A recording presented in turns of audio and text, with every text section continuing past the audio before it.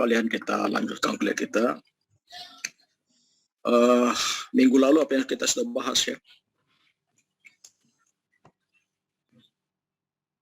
Saya agak lupa. Apa yang kita bahas minggu lalu?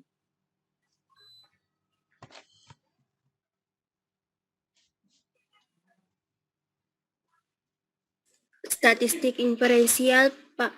Oh, belum ada anunya ya, belum ada analisis ya. Belum analisis. Belum. Hari ini kita akan memulai mempraktekkan cara menganalisis, tapi kita memulai dulu analisis persyaratan. Ya, jadi kalau kita ingin menggunakan statistik inferensial, ada dua di sana pilihannya, yaitu parametrik dan non parametrik. Ya, jadi minggu lalu saya sudah bahas sedikit itu. Untuk menggunakan parametrik, kita perlu melakukan uji persyaratan data. Jadi ada namanya data-data yang akan kita olah dalam statistik parametrik itu harus memenuhi asumsi-asumsi tertentu. Ada dua yang kita perlu pahami, yaitu bahwa datanya berdistribusi normal. Ya. Yang kedua, kalau kita ingin membandingkan kelompok, maka kelompok itu homogen. Ya, nah kalau sudah memenuhi syarat, baru kita bisa menggunakan statistik parametrik, ya seperti t-test, UGF, ya, ANAPA. Ya, kalau tidak, maka kita kalau misalnya dari pengujian asumsi dasar itu tidak terpenuhi, katakanlah datanya tidak berdistribusi normal, maka biasanya yang tepat kita gunakan adalah statistik non parametrik. Ya, itu yang saya kira. Dan kali ini kita akan coba membahas itu. Ya, saya langsung saja menunjukkan, ya, karena ini sudah ada dalam Misam Oke. Ya, baru juga saya periksa tadi, ternyata belum memasukkan videonya. Jadi di uji persyaratan ini sudah ada video. Ya, saya ulangi karena tadi videonya belum tershare. Harusnya tershare suaranya ya. Ya, uji normalitas data dan uji homogenitas data. Di video ini dijelaskan apa itu uji normalitas, bagaimana langkah-langkah uji normalitasnya dengan SPSS, ya. Sekaligus juga ditunjukkan bagaimana kita menginput data di SPSS, ya. Kita langsung saja simak videonya dulu dan tolong diperhatikan, karena setelah ini saya berharap Anda mencoba mempraktekkan dengan menggunakan yang ada data yang ada di sana, ya, untuk diuji ya normalitasnya. Nanti saya masukkan datanya ya untuk kita uji.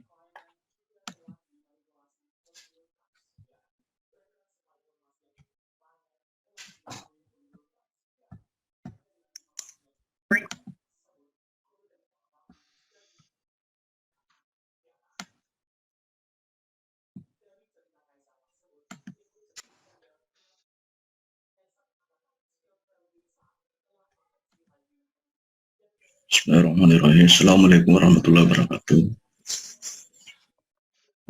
Para mahasiswa sekalian, hari ini kita memulai melakukan latihan analisis data ya. Dengan SPSS. Kita memulai dengan uji normalitas data. Ya. Eh, Nanti tolong diperhatikan bagaimana caranya kita eh, memanfaatkan aplikasi SPSS dalam rangka melakukan analisis data ya. Dan untuk latihan pertama kita akan melatih ya dengan analisis uji normalitas data ya. Baik, saya share screen sebentar untuk bahan kita ya.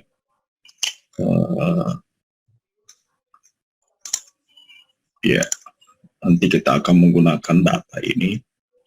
Kita pahami dulu konsepnya ya.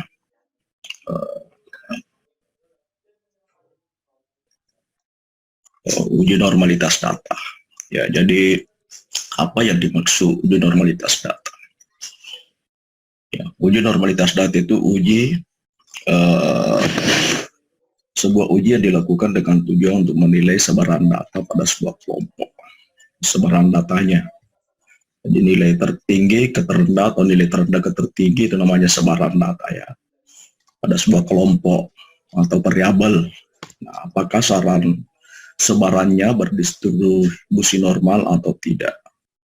Ya.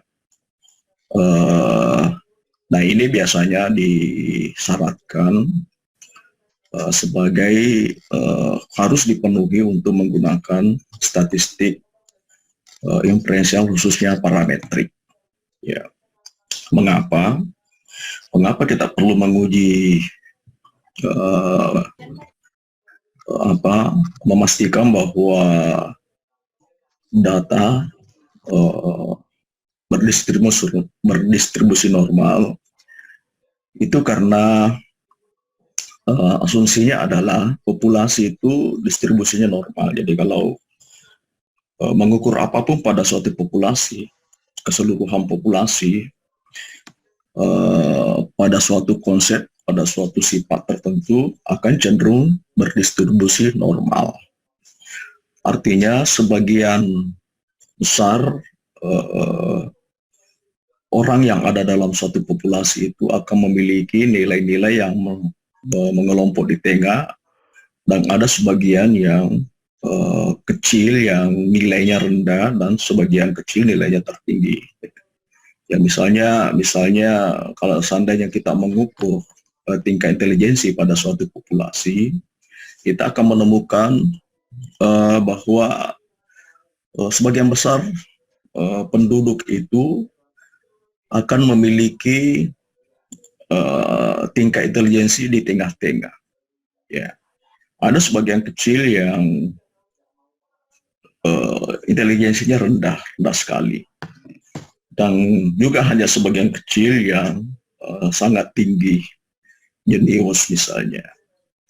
Nah itu asumsi pada populasi.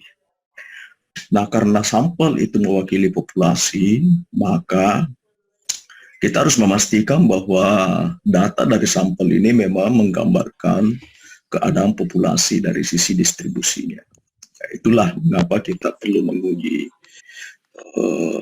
distribusi normal ini khususnya untuk penggunaan statistik parametrik. Mengapa? Karena di parametrik itu kita memang menganalisis data-data parameter dari populasi. Ya. Nah, ada beberapa teknik yang bisa digunakan. Ada uji Kolmogorov, Simonov, macam-macam ya, ada Shapiro, macam-macam. Nah, dalam uji SPSS, ya kita nanti akan mencoba yang ada di sana itu adalah uji yang Kolmogorov, yes, dan Shapiro, yes, ya. Anda bisa mempelajari yang lain-lain ini pada berbagai kanal YouTube yang tersedia ya. Tapi untuk latihan kita, dan ini cukup umum digunakan dalam penelitian-penelitian. mahasiswa, maka ini akan kita lihat dan ini agak lebih gampang dan tersedia di SPSS ya. Nah ini asumsi normalitas ya. Jadi distribusi dari nilai terendah ke nilai tertinggi seperti ini. Ya ini jumlah individu. Ya ada sekitar 34%-nya itu antara min hingga di bawah standar, di bawah min, satu standar deviasi bawah min. Begitu juga antara dalam min dengan satu standar deviasi di atasnya itu 34% ya. Jadi sebagian besar memang akan mengerucut di nilai tengah ini sekitar 68% ya. Kemudian dua standar deviasi bawahnya hanya sekitar 14%, ya 13,6%, begitu juga di atasnya dan paling kecil ini. Inilah distribusi normal yang sangat sempurna ya, jadi simetris, titik puncaknya ada di tengah, bentuknya seperti lonceng yang terbalik ya, dan luas di bawah kurva itu ya satu, ya ini rentang satu ya, setengah sisi kiri dan setengah sisi kanan ya, itulah yang dimaksud kurva normal. Nah ini kurvanya kan bisa juga kalau terlalu banyak di tengah, ini akan mengelompok di sini, dan kalau sebarannya luas maka ini akan seperti gambar apa ini biru ini ya. Nah, itulah konsep. Nah baik, mari kita coba melatih diri melakukan uji uji normalitas data dengan SPSS ya.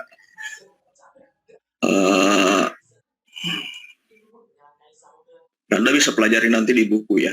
Jadi ada beberapa penjelasan di sana, tapi kita langsung saja kepada praktek analisis datanya dengan SPSS ya. Nah kita ini ngambil contoh ya. Jadi seorang peneliti ingin meneliti pengaruh pemberian teknik kontrak perilaku terhadap perilaku disiplin siswa. Ya, jadi ingin tahu apakah penggunaan teknik perilaku itu memang berpengaruh terhadap peningkatan perilaku disiplin siswa. Ya. Nah, peneliti menggunakan desain eksperimen pretest, post-test, dan equivalent control group. Jadi ada pretest, ada post-test, kemudian ada kelompok kontrol, ada kelompok eksperimen. Kemudian 15 sampel dari kelompok kontrol dan 15 sampel kelompok eksperimen. Jadi ada pengukuran pretest dan pengukuran post-test. Ya. Nah, untuk bisa diuji lebih lanjut apakah bisa menggunakan teknik parametrik atau tidak, maka harus dilihat dulu apakah data-data yang akan diolah itu berdistribusi normal. Ya. Nah, memang di sini ada nilai pretest dan ada nilai post-test. Ya. Ada kelompok eksperimen, ada kelompok kontrol. Lalu yang mana yang akan dianalisis? Ya. Nah, dalam konteks analisis seperti ini, kita akan menghitung gain score ya. Jadi gain score itu seperti ini. Ya. Ini 15 peserta pretestnya kelompok eksperimen. Ini 40, post-testnya 45 untuk individu 1, sehingga gain score-nya 5. Dan seterusnya ya ke bawah. Semuanya kelompok kontrol juga dihitung gain score-nya. Ya, 38 gain score-nya 0. Ya, individu 2 39 0 juga, dan seterusnya sampai 15 orang. Nah, karena ini nanti akan diolah ya, akan dibandingkan bukan ini dan ini ya, bukan pretest dan post-test, bukan ada kelompok. Nah, ini yang banyak juga nanti ada post-testnya saja. Tapi ini data yang mau diolah. Karena itu ini yang akan diuji apakah berdistribusi normal atau tidak. Apakah gain score-nya kelompok gain score ke perilaku disiplin siswa pada kelompok eksperimen itu berdistribusi normal atau tidak, begitu pula pada kelompok kontrol ya. Nah, ini data ya, ini data yang akan kita olah. Apakah ini distribusi normal atau tidak, kita coba masukkan dalam SPSS ya. Saya sudah membuat bola datanya seperti ini ya. Tapi mari kita lihat dulu bagaimana cara mengisinya ya. Nah, ini namanya variable view. Variable view itu adalah kotak untuk memasukkan nama variabel. Ya, kebetulan kita itu ada dua variabel sebetulnya ya. Disiplin, pertama kelompok, ada kelompok eksperimen, ada kelompok kontrol. Nah, karena kita ada dua kelompok, ini labelnya ya kita sebut kelompok. Kemudian kita harus di kolom value ya kita mengisi ini ya. Jadi ya, kalau kita ulangi ya, kita ulangi. Jadi satu itu labelnya kelompok eksperimen.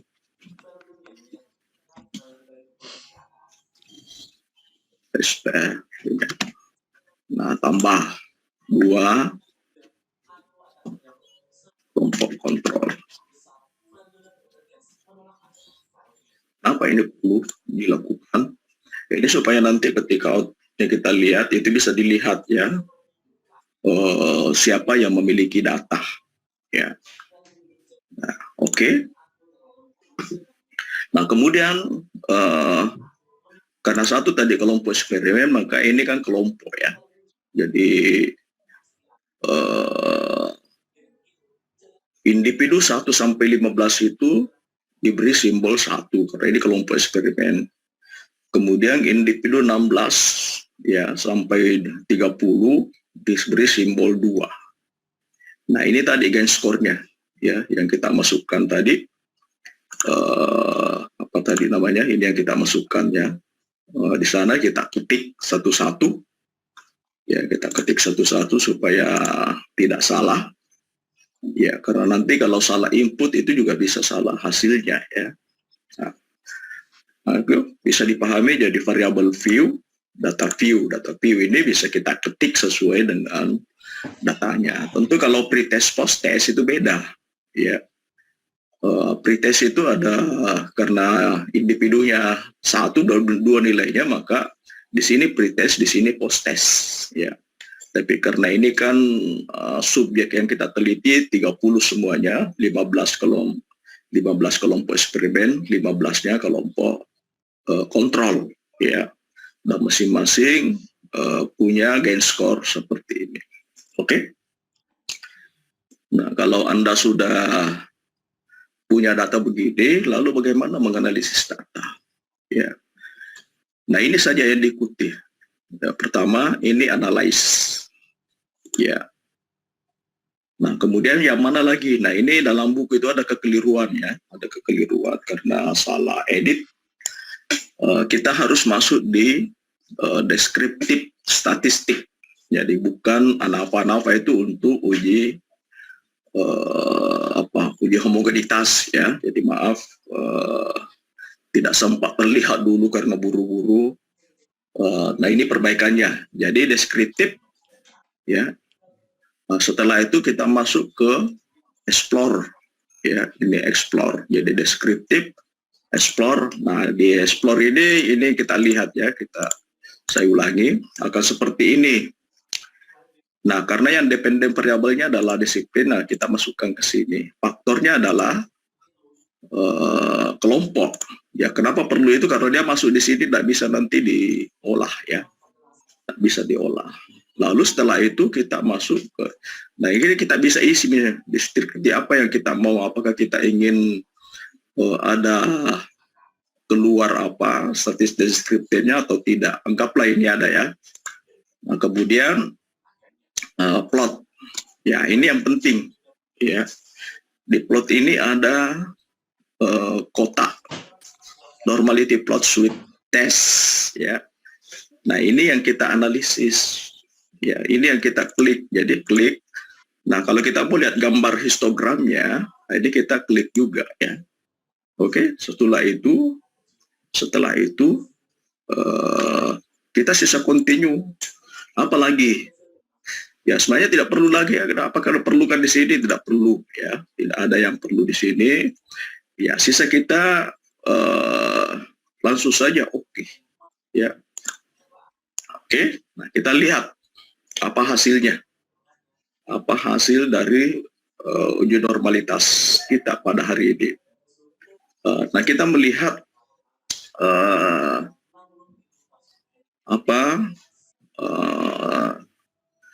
cash processingnya misalnya ini kan semuanya valid ya 15-15. Sebab kalau ada yang tidak valid datanya itu nanti akan berapa ya. Jadi 0% yang missing, artinya tidak ada sel individu yang kosong. Nah ini adalah data deskriptifnya. Ya ini biasanya berguna juga untuk melihat misalnya kurtois, weakness, ya ini juga salah satu cara untuk kita melakukan uji normalitas data. Hanya di sini agak beda ya, agak beda caranya. Ya karena ini agak ada hitung manualnya lagi. Ya. Nah lalu mana hasil uji normalitasnya? Nah ini dia. Ya ini kelihatannya. Nah ini uji normalitas data.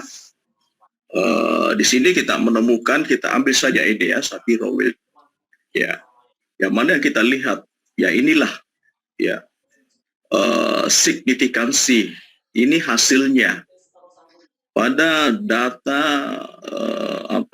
data disiplin siswa pada kelompok eksperimen itu mendapatkan nilai signifikansi 0,445 dan pada kelompok kontrol 0,1110.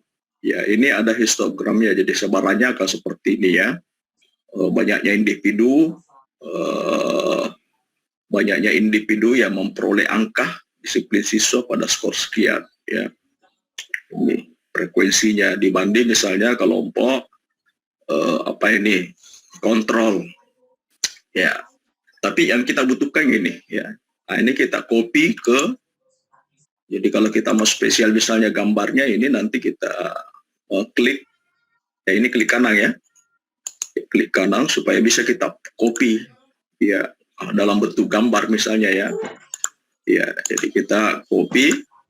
Nah untuk kita pahami ya, jadi ini tadi sudah ada saya copy ya di sama hasilnya tadi. Nah sekarang masalahnya adalah apakah ini menunjukkan data berdistribusi normal atau tidak. Ya. Nah, kriteria pengujian kita untuk semua pengujian hipotesis statistik adalah tolak H0. Ya, tolak H0 jika nilai signifikansi sama dengan atau lebih kecil dari 0,05. Nah, kita tolak. Kalau lebih besar dari 0,05 kita akan terima H0-nya. Nah, uji H0-nya adalah distribusi gain score data perilaku disiplin siswa tidak menyimpang dari distribusi normal. Apakah ini kita terima atau tolak? Nah, ternyata hasil analisisnya menunjukkan pada kelompok eksperimen itu nilai signifikansinya 0,445. Jadi berarti apa? Lebih besar atau lebih kecil dari 0,05? Lebih besar. Berarti kita terima H0. Jadi kita terima H0 yang menyatakan distribusi gain score data perilaku disiplin siswa pada kelompok eksperimen tidak menyimpang. Kalau tidak menyimpang kan berarti berdistribusi normal. Nah, bagaimana dengan data pada kelompok kontrol? Ya sama juga, 0,1110 tetap lebih besar dari 0,05 sehingga H0-nya diterima. Jadi dapat disimpulkan bahwa berdasarkan hasil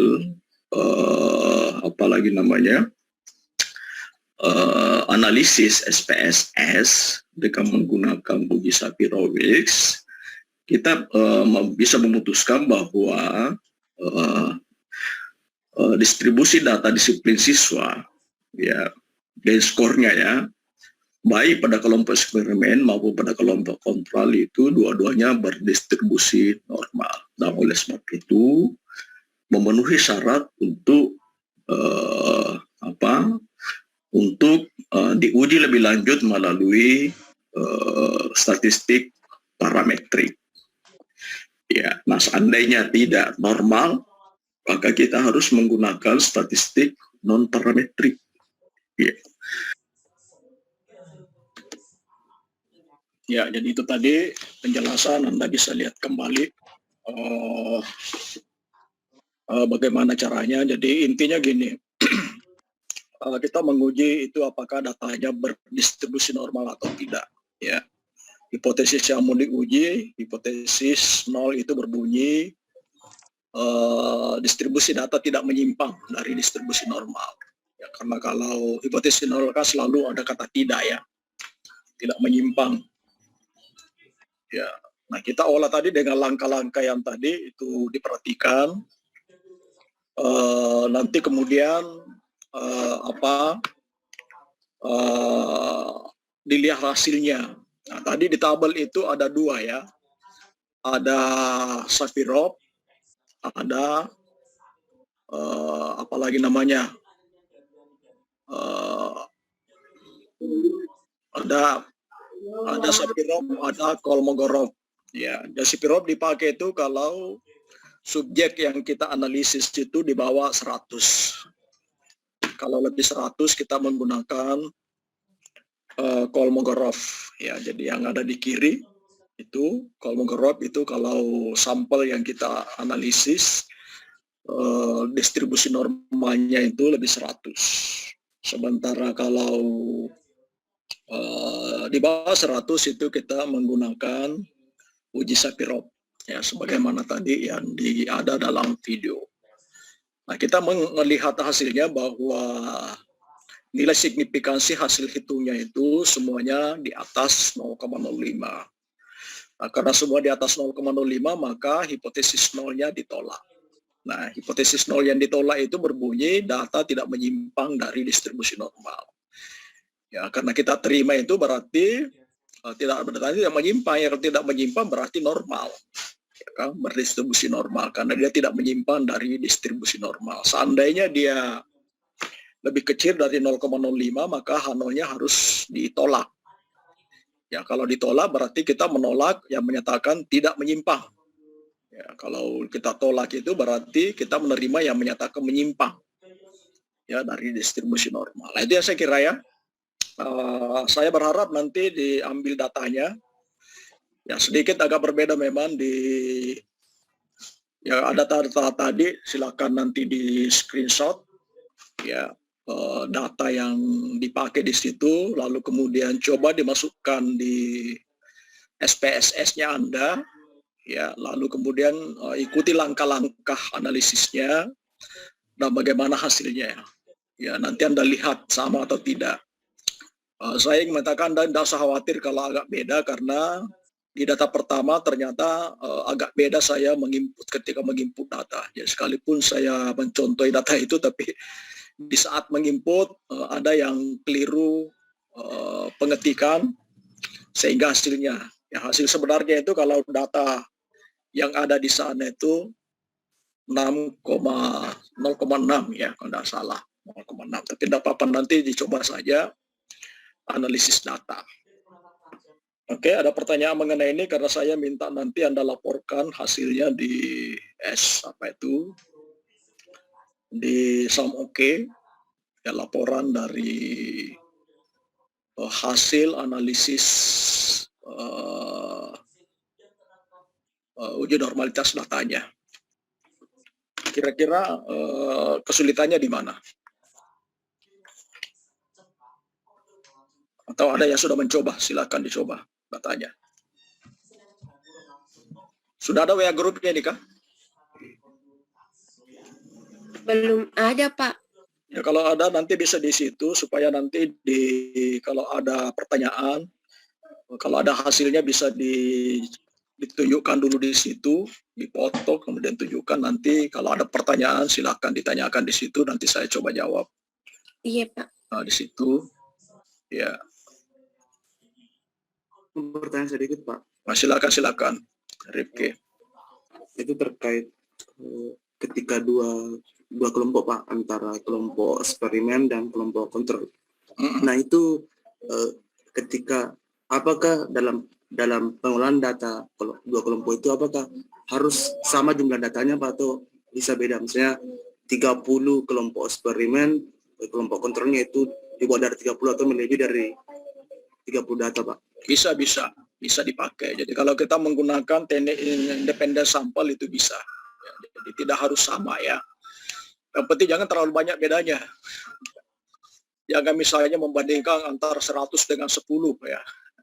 Ya kalau 35, 30, 50, 60, ya 70 itu masih tidak ada masalah ya. Karena sebetulnya yang kita mau bandingkan adalah min-nya. Ya, min. Jadi kontrol ya begitu tadi ya caranya ya. Nanti saya juga upload foto analisis data di tesnya ya, untuk uji hipotesisnya. Ya, jadi dalam eksperimen dengan pretest, post-test, dan ada kelompok kontrol, kita akan memiliki 4 kelompok data ya. Nah, ini banyak mahasiswa keliru karena dia langsung bandingkan post-test. Ya harusnya kadang-kadang juga eksperimen pretest post-test saja, lalu kontrolnya apa gunanya? Ya, jadi kita hanya 1 kali menguji, tapi yang kita uji gain score-nya ya. Jadi selisih perolehan nilai dari kelompok eksperimen dibanding perolehan nilai dari kelompok kontrol. Nah, itu yang kita uji nanti dengan uji t-test. Nah, sebelum uji t-test kita menguji datanya tadi, data gain score-nya itu dengan uji normalitas. Nah, pertanyaan tadi, kamu bolehkah beda? Boleh. Ya memang ada beberapa rumus statistik uji T itu yang misalnya uji B ya, di Sujana itu ada ya, karena kita akan kurang-kurangkan itu tidak bisa ya, tidak bisa beda.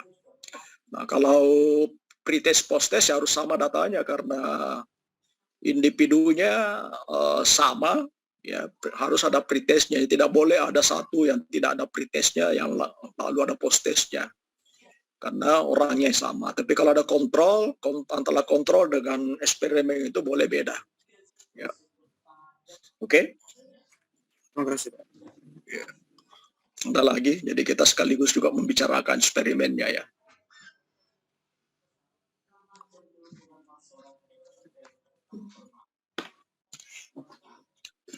Nah, kemudian yang kedua saya kira kita sekaligus lihat ya, sambil Anda nanti lihat ya. Uji ya, salah satu lagi uji distribusi data yang perlu khususnya dalam penelitian eksperimen ya. Penelitian eksperimen itu apa yang disebut dengan uji homogenitas data ya. Kita coba lihat contoh analisisnya ya.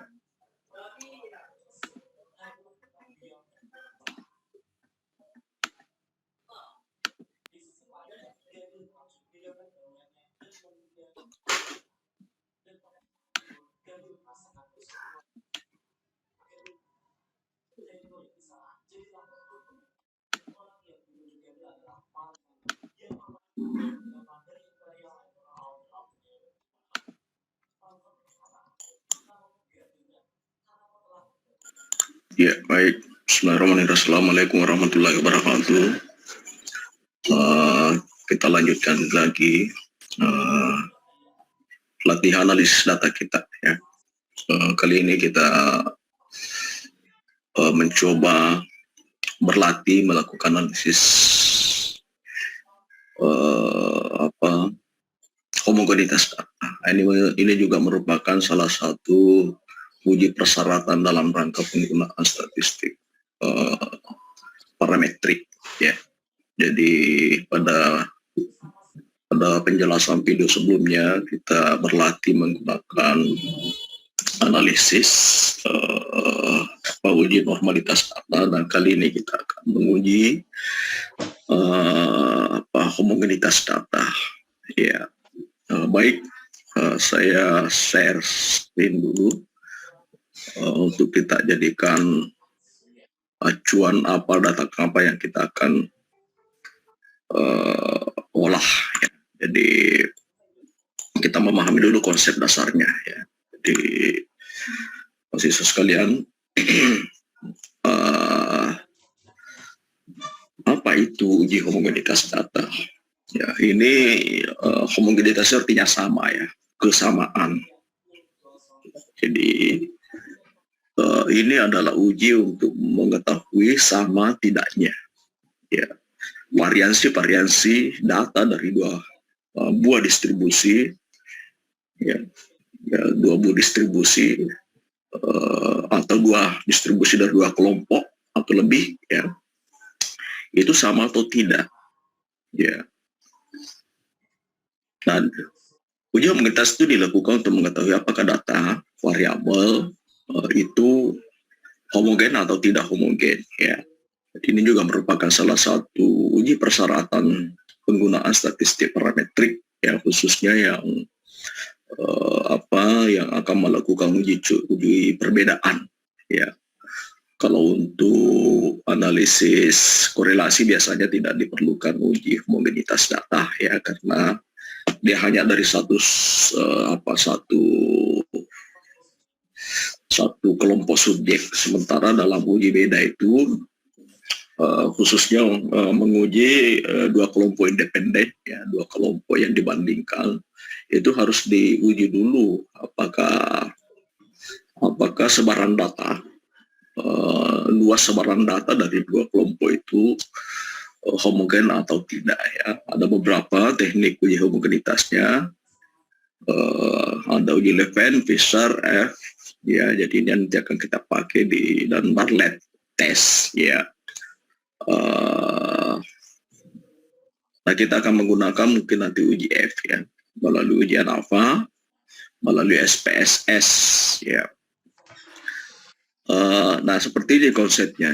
Yang disebut variasi data itu ini sebarannya. Berapa variasi, lebar variasi. Ya, kalau normalitas yang lalu kita lihat itu sebaran individu, ya.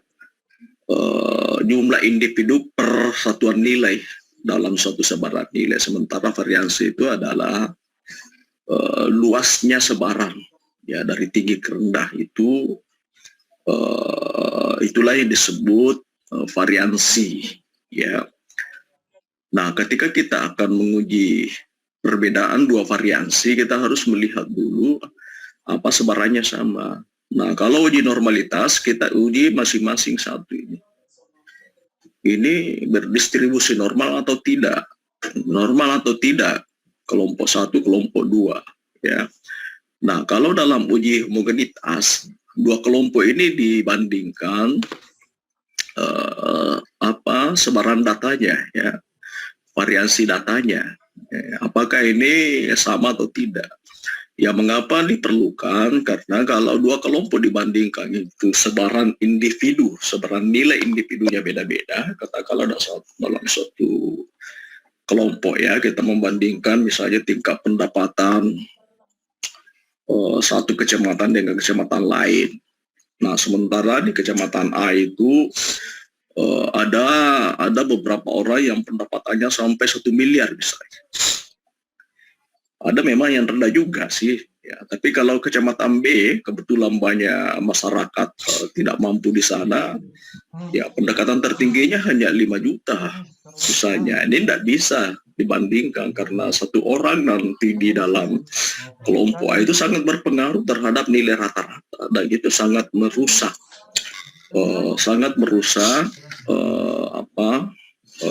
penggambaran kita dalam membandingkan. Ya, kita akan mengatakan ternyata tingkat kekayaan orang yang ada di kelompok A itu lebih tinggi dibanding kelompok B, padahal hanya satu orang, ya, yang lainnya sama saja. Makanya data seperti ini biasanya tidak memenuhi syarat, karena itu dikeluarkan individu yang sangat ekstrim seperti itu. Ya, nah itulah gunanya mengapa kita perlu menguji dulu apakah data yang dibandingkan memang memiliki sebaran yang relatif sama atau tidak ya. Jadi kita akan tetap menggunakan data yang sama pada praktek ya, pada praktek kita dalam uji normalitas data yang lalu ya kita hanya ingin menguji variansi ya. Hipotesisnya itu variansi data perilaku disiplin siswa pada kelompok eksperimen dan kelompok kontrol itu tidak berbeda atau mungkin ya. Nah datanya sama ya, kita akan bandingkan karena yang akan kita mau bandingkan adalah gain score-nya ya. Jadi makanya ini yang mau dilihat homogenkah sebaran data gain score pada kelompok eksperimen dan kelompok kontrol ya. Ya kalau homogen berarti kita bisa menggunakan analisis lebih lanjut ya melalui parametrik. Nah sekarang kita coba masuk ke SPSS. Ya ingat yang lalu ya, variable view kita akan menggunakan data yang sama. Jadi kalau pada saat kita uji normalitas, ini ada dua kelompok yang hasilnya dilihat masing-masing. Ya, jadi datanya tetap sama, tapi kalau pada uji homogenitas itu hasilnya hanya satu ya, satu saja. Ya, karena dua kelompok dibandingkan. Kalau di uji normalitas itu masing-masing kelompok dilihat sebaran datanya masing-masing. Ya. Nah, seperti biasa, ketika kita sudah masuk dalam dialog seperti ini, ya kita sisa melihat analisis ya. Jadi ini analyze ya, lalu yang mana lagi? Ini kan ada banyak pilihan ya. Kalau yang lalu di uji normalitas kita akan masuk ke sini. Tapi kalau di uji di homogenitas kita akan masuk ke confirming. Ya, di confirming ini kita klik one way alpha. Ya. Jadi saya mulai kembali. Jadi kelompok ini faktor disiplin siswa variabel dependen ya, variabel terikat masuk kita ke sini. Lalu yang mana ada option yang mana akan kita ambil dari sini, ada homogenitas of variance. Apakah kita butuh data deskripsinya ya, kalau kita butuh kita klik saja, kalau kita tidak butuh tidak perlu ya. Nah karena sudah ada yang lalu juga di itu, tapi tidak apa-apa karena ini tidak ada masalah kan ya, kita masukkan saja lalu continue ya, yang penting ini karena kalau tidak keluar ini tidak bisa ya. Ya lalu ya sudah kita off saja. Oke, kalau sudah siap kita oke. Nah kita akan mendapatkan data deskriptif. Nah inilah dia hasilnya ya, jadi langsung ada satu output SPSS berjudul Test of Homogeneity of Variance atau uji kesamaan varians, uji homogenitas. Yang mana akan dilihat di sini? Ini pakai tes Slavin ya, tes statistik ya. Ini dia nilai signifikansinya sama dengan 0,565. Ya ini apa artinya? Ini dibandingkan dengan dengan nilai kriteria pengujiannya 0,05.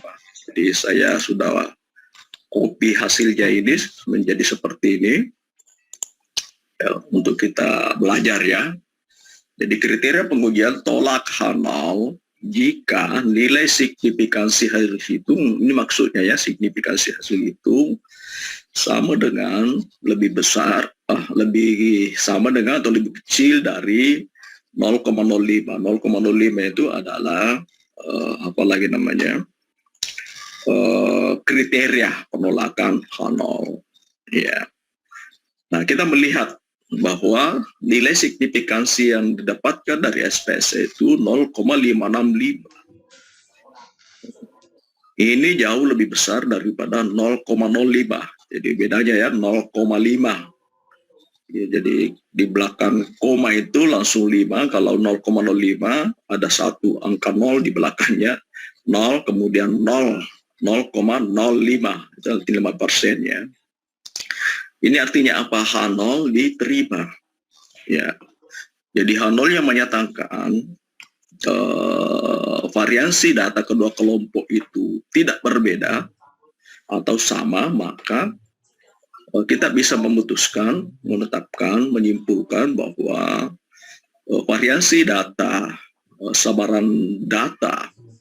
variansi sebaran data gain score disiplin siswa pada kelompok kontrol maupun pada kelompok eksperimen itu homogen atau tidak berbeda. Ya, nah seperti itu saja sebetulnya. Oleh sebab itu ini memenuhi syarat untuk kita uji lebih lanjut ya melalui analisis melalui uji parametrik ya. Nah kalau tidak Ya, saya kira ya penjelasannya mengenai uji homogenitas. Jadi data itu dipakai, silakan dicoba. Tadi screenshotnya saya simpan di WA grup. Ya nanti tolong belajar ya, masing-masing menginput data ke SPSS. Ya kalau ada kesulitannya nanti disampaikan. Ya kalau ada hal yang agak aneh dirasa, nggak bingung itu disampaikan. Hari ini kita fokus dulu kepada uji persyaratan analisis. Ya sebenarnya masih ada uji persyaratan, biasanya kalau menggunakan uji korelasi kita perlu menguji apakah datanya linear atau tidak. Ya ada uji linearitas. Ya cuma memang mungkin kita hanya sampai di uji uji beda ya.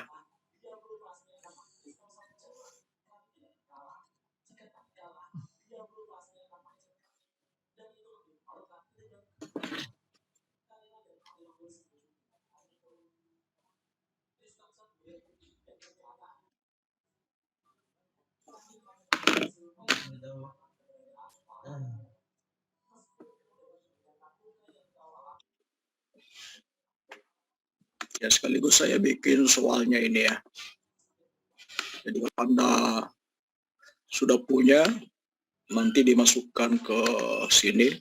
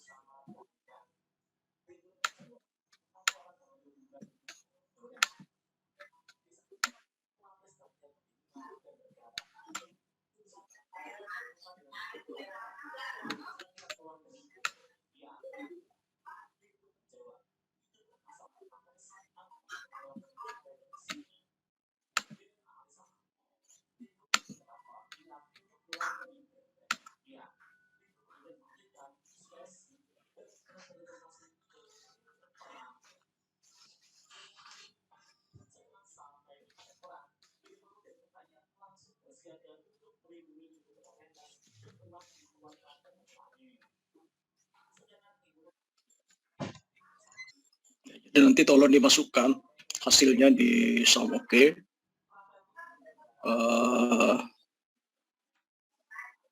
Bisa dalam bentuk di Word atau PDF. Ya, di Word dulu ya, di copy hasilnya lalu kata-katai apakah datanya seperti apa ya. Jadi kita juga berlatih menginterpretasi hasil analisis data.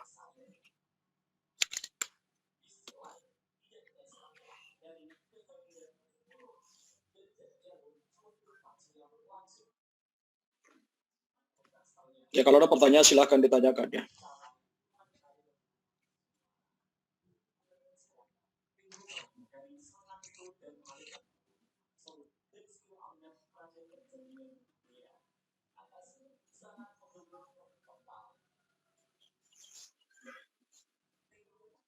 Ya, ini ada pertanyaan, saya jawab ya. Apakah harus diuji normalitas dalam memilih dulu data yang dipilih supaya diketahui mau memakai parametrik atau non parametrik? Ya, jadi begini, prinsip dasar itu parametrik itu lebih baik, lebih halus dalam analisis data dibanding non parametrik. Ya, jadi non parametrik itu semacam alternatif ketika data-data kita tidak terpenuhi. Ya, karena itu sebelum kita melakukan analisis hipotesis utama ya dari penelitian kita, kita dulu memeriksa apakah data yang kita mau uji dengan uji parametrik itu memenuhi syarat. Ya, syarat normal dan tidak normal. Karena itu kita nguji. Ya, setelah kita uji baru kita melanjutkan pada uji hipotesis sebenarnya, ya, hipotesis penelitian kita. Ya. Tapi kalau memang tidak mau repot dengan itu, memang misalnya di bab 3 sudah sampaikan bahwa analisis data akan menggunakan statistik non parametrik. Ya, bisa juga begitu, tidak apa-apa. Ya, apalagi kalau kita di bidang pendidikan sosial, tidak terlalu dimasalahkan itu pakai parametrik atau non parametrik, kecuali misalnya pembimbingnya menghendaki Anda pakai parametrik. Tapi setahu saya di kita ya, yang apa khususnya di bidang sosial seperti kita, itu bukan sesuatu masalah ya, maka kita parametrik atau non parametrik. Ya, jadi jawabannya seperti itu. Kita mengolah dulu untuk melihat asumsi datanya. Ya, biasa juga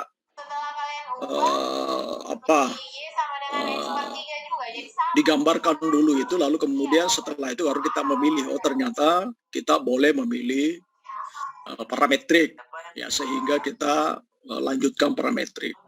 Tapi apakah kalau normal dan homogen itu tidak bisa pakai non parametrik? Bisa.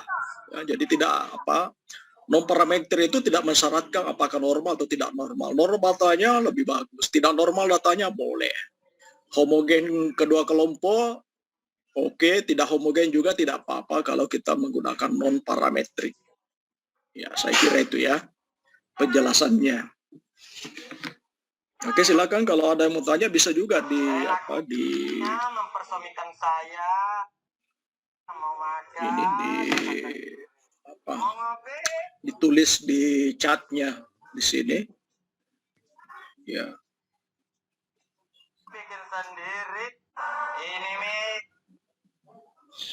yang saya takutkan setelah menikah, banyaknya godaan. Sudah menikah di Sulawesi karena uang panai.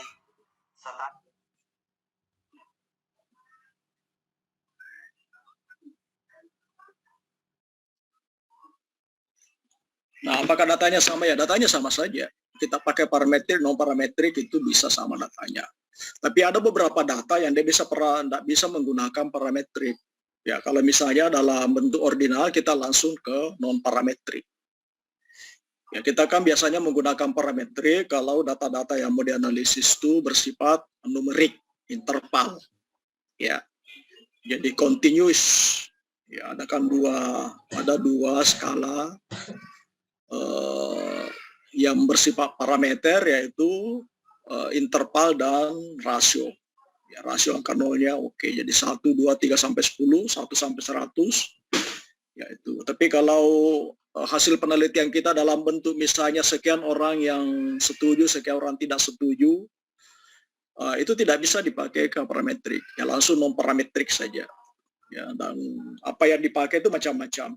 Ya, kalau kita membandingkan misalnya mana lebih banyak dimakan bakso mahasiswa laki-laki dan mahasiswa perempuan, nah itu masih bisa kita bandingkan dengan t-test ya, dengan menghitung jumlah bakso yang dimakan masing-masing. Ya, tapi kalau misalnya ada banyak perempuan, lalu kemudian kita kelompokkan jumlah bakso masing-masing yang itu misalnya banyak sekali, sedikit, berarti ada 3 kategori. Ya, nah kalau seperti itu kita tidak bisa parametrik, kita langsung non parametrik saja. Ya, dengan data yang sesuai. Nah, kalau kita non parametrik tidak ada persyaratan untuk uji normalitas, uji homogenitas. Ya. Jadi datanya itu data yang dihitung dengan parametrik itu bisa juga dihitung dengan non parametrik. Cuma tidak semua data yang bisa dihitung dengan non parametrik bisa dihitung dengan parametrik. Nah, itu juga kelebihannya parametrik ya. Jadi dia bisa menampung berbagai jenis data, ya, normal tidak normal, homogen tidak homogen, kemudian data-data ordinal, data-data nominal, itu bisa dibandingkan, bisa dilihat korelasinya juga, ya. Data-data seperti itu. Sementara parametrik hanya kita bisa gunakan kalau data-data yang kita pakai dalam bentuk skala kontinu, ya, skala berkelanjutan atau numerik. Ya, kita biasa menyebut numerik, bukan skala kualitatif. Ya, seperti ordinal itu kan, itu kualitatif. Oke, itu penjelasan dari pertanyaan teman kita ini tadi.